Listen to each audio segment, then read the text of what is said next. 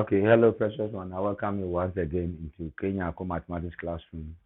On this episode, we are still looking at polynomial functions, but we are going to solve one or two questions so that we can understand what we have done so far in polynomials. And then we are going to consider these two questions. Now, the first question goes like this. We are told that x minus 1 and x plus 3 are factors of, we have s cubed plus ax squared plus bx plus 12. Then we have to find a and b. We have to find a and b and the remaining factor. So we have to find a and b. So a and b, and the second one is the remaining factor. Then we are also asked to find the root. Find the root of the equation. Find the root of the equation. The equation is s cubed plus ax squared plus bx plus 12 equals 0. Then question number 2. We are asked to factorize the function. Now the function we are given here is f of x equals 2x cubed minus 3x squared minus 5x plus 6. This is what we are given to factorize. So this is the question that we are going to solve. We are going to see how best we can solve these two questions. The first one, we are told that x minus 1 and x plus 3 are factors. So for this one, you are given the condition that these two are factors of the polynomial. So solution, we can say that let f of x be equal to that polynomial function is s cubed plus ax squared plus bx plus 12. So we say let f of x be equal to that expression. Now we are told that x minus 1 and x plus 3 are factors. Now, if they are factors, then it means that, remember, that when x minus 1 is equated to 0 and we solve for x, we are getting x equals 1. So f of 1 is how we find the remainder. So now, because we are told that it's a factor, that means that f of 1 will be 0. Because for it to be a factor, then the remainder must give us 0. And this is how we find the remainder. That's after equating the factor or the expression to 0 and making x the subject. When we take it back into the function and we are getting 0, then it means it's a factor. But from the question, we are told that these two are factors. That means that f of 1 must be equal to 0 because that's what we are given. Then also, the other factor is x plus 3. When we equate these to 0 and we solve for x, we get minus 3. And because we are told that it's a factor, then f of that minus 3 is also equal to 0. That one is the question that has given us that. And so f of minus 3 will be 0. Now, if f of 1 is equal to 0, f of 1, what is the meaning of f of 1? It's a function notation. That means wherever you see x in the expression, you substitute that by 1.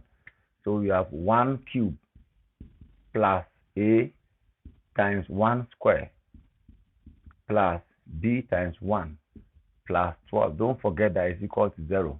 Okay, so this is 1, because 1 cube is 1 plus 1 square is 1 times a is a, b times 1 is b, then we have plus 12 here is equal to 0. So in all, 1 we have a plus b here plus 1 plus 12 will give us 13 here equals 0. So a plus b equals minus 13 when we simplify. So this will be equation 1. This is going to be our equation 1. Then we also have it that f of minus 3 will be equal to 0. F of minus 3 will be equal to 0. So f of minus 3 will be, wherever you see x, you start with that by minus 3. So you have minus 3 cubed plus a times minus 3 square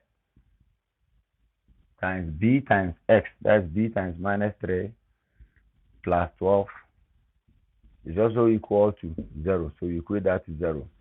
Then we simplify. Now minus 3 exponent 3 take note that this is the same as you have minus 3 times minus 3 times minus 3. Minus 3 times minus 3 will give us 9.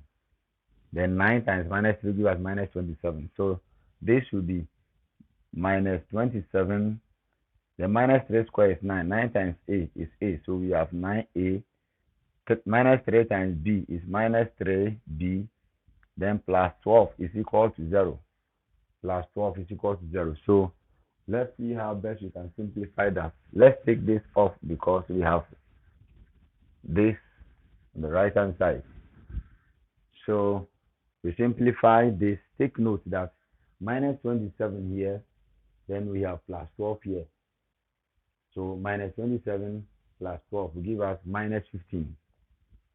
So we have minus 15 plus 9a minus 3b equals 0. So 9a minus 3b on the left hand side. This minus 15 will be 15 on the right hand side. And this is equation 2. And this is equation 2. So take note that we are going to solve these two equations simultaneously. And the values of a and b will be out. The values of a and b will be out. So solving 1 and 2 simultaneously. Solving 1 and 2. Take note that when we are done with the solving of these two simultaneously, we have to find the remaining factor. Why are we asked to find the remaining factor? Because it's a cubic function. The polynomial is a cubic function. And therefore, you realize that the factors are 3. But from the question, we were given x minus 1 and x plus 3 as 2 factors. So there's another remaining factor that we have to find. And so don't forget that when we are done with the a and b, we have to find the remaining factor. The remaining factor. Then you also have to find the root. You have to find the root of the equation. Don't forget the same equation. So we will do that.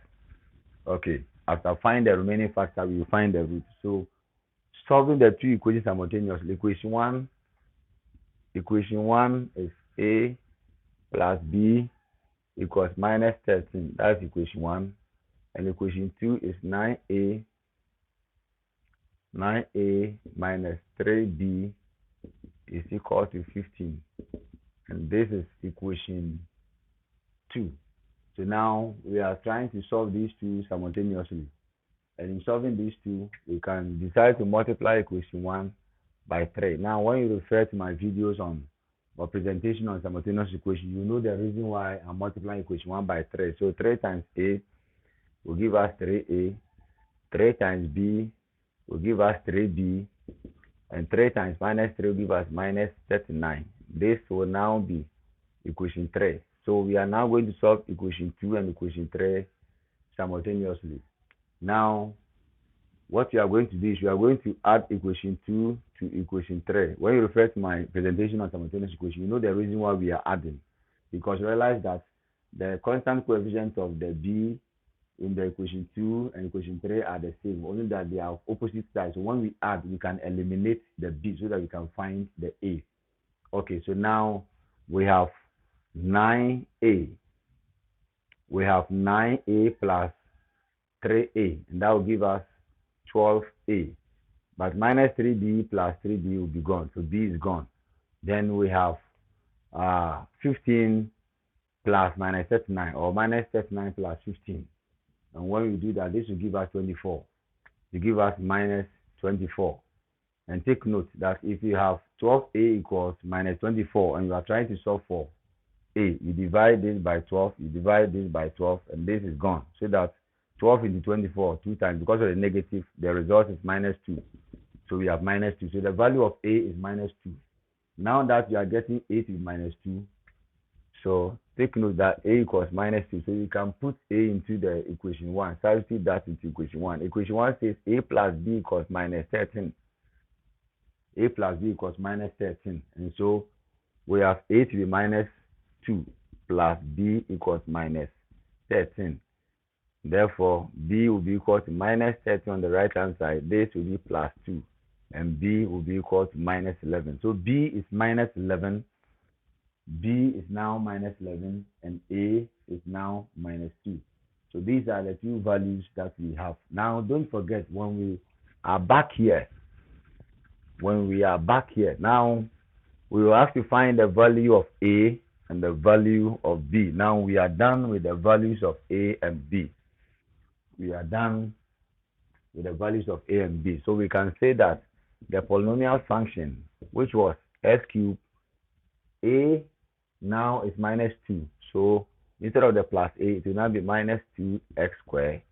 Then the b is now minus 11. So instead of plus b, it will now be minus 11x, then plus 12. So this is the polynomial function because we now know for our a to minus 2 and we know for our b to be minus 11. So when we do the substitution, this is the polynomial function. This is the polynomial function. Now don't forget that we were asked to find the remaining factor.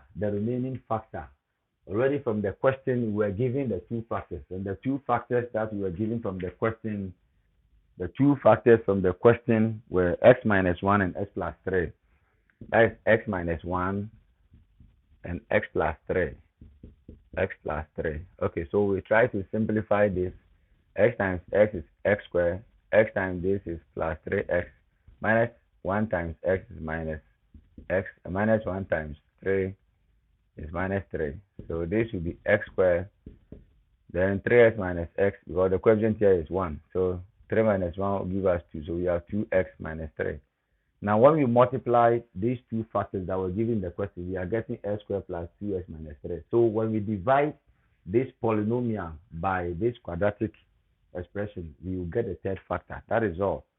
And that is how we solve for the third factor. So because the factors are 3. Now what are we talking about? If you have, look at this, if you have 2 times 3 times 4, now 2 times 3 will give you 6. 6 times 4 will give you 24.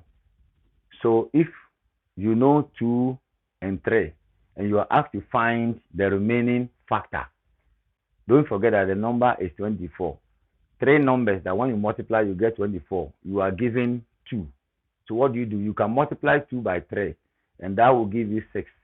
Then we divide 24 by that 6 and that will give you 4. Then you get that 4. That's what we are talking about here. So that's why we are multiplying these two factors. Then we are going to divide by the principle of division of polynomials by this. And whatever we get will be the third factor. So now, because we are dividing this by this, this now our divisor, x squared plus 2x minus 3 divided by, our divisor will now be x cubed minus 12x squared minus 11x plus 12. So x cubed divided by x squared will give us x. Then x times s squared will give us s cubed. X times plus 2x will give us plus 2x squared. X times this will give us minus 3x. So we underline, and I get you understand that. Now s cubed minus s cubed is gone. Then we have minus 2x squared minus 2x squared, and that will give us minus 4x squared. Then we have minus 11x minus minus will be plus. So minus 11x plus 3x will give us minus 8x. Then the only term we have up there is 12. So 12 down here. Now we divide again. Minus 4x squared divided by x squared will give us minus 4. The minus 4 times x squared will give us minus 4x squared. Then minus 4 times plus 2x will give us minus 8x. The minus 4 times minus 3 will give us plus 12. So when we subtract this from this, we are getting the remainder of 0. That means that the third factor is s minus 4. That means that the third factor is s minus 4. So take note of that. That means that the third factor is x minus 4. So in general, now we know the 3 factors. We now know the 3 factors. Don't forget that from the question, we are asked to find the roots, and the roots are the same as the zeros. So we now know the 3 factors. We have x minus 1, then we have x plus 3. Now with the division of polynomial, we now have, because the remainder has given us 0, so this is another factor, that is x minus 4. So if you have to find the roots, you will only equate this to 0. If x minus 1 equals 0, then x equals 1. If x plus